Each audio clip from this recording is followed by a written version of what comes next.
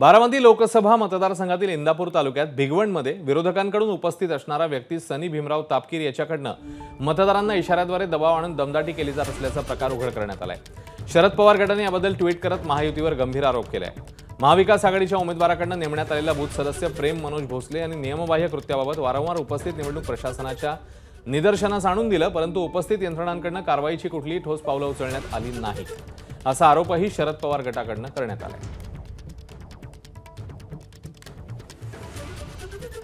भिगवण शहरामध्ये सुप्रिया सुळे यांचा booth committee member म्हणून काम करीत आहे।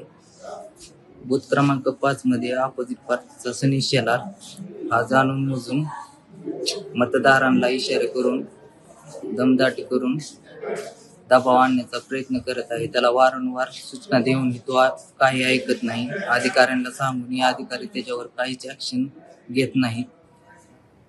एवढी माझी एक विनंती आहे की त्याच्यावर कायदेशीर कारवाई। एबीपी माझा, उघडा डोळे बघा नीट।